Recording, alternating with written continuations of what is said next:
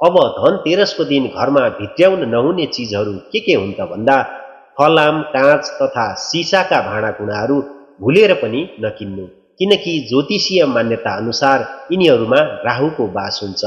तेल तथा धारिला चिजवस्तुहरू पनि नकिनेकै राम्रो हुन्छ।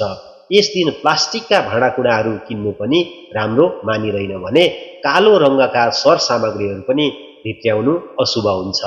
पहेँला, सेता, राता रङहरू अत्यन्तै शुभदायक हुन्छन्। यस दिन गरेका कुनै पनि कर्मको फल 13 गुणाले वृद्धि हुन्छ भन्ने मान्यता रहेको छ। चाहे त्यो राम्रो कर्म होस् वा नराम्रो नै किन नहोस्, राम्रो कर्मले 13 गुणा बढी लाभ प्राप्त हुन्छ भने गलत कर्मले 13 गुणा नै बढी हानि गर्छ।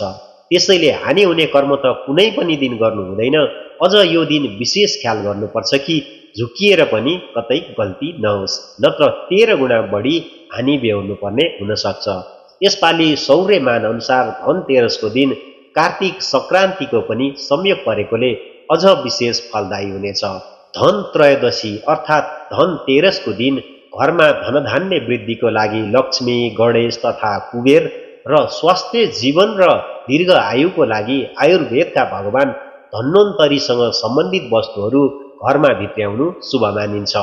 ज्योतिषीय मान्यता अनुसार के चिज वस्तुले लक्ष्मी मातालाई प्रसन्न पार्छ र घरमा समृद्धि ल्याउन मद्दत गर्छ त भन्दा सर्वप्रथम घरमा छैन तर आवश्यकता छ र सकिन्छ भने लक्ष्मीको मूर्ति, गणेशको मूर्ति, कुबेरको मूर्ति, धन्वन्तरी भगवानको मूर्ति अनि पूजाको लागि आवश्यक पर्ने दियो, कलश, पञ्चपात्रो, थाली, आचमनी, शङ्ख, घण्टी लगायत पूजासँग सम्बन्धित सामग्री तथा भाँडा बर्तनहरू किन्नु उत्तम हुन्छ।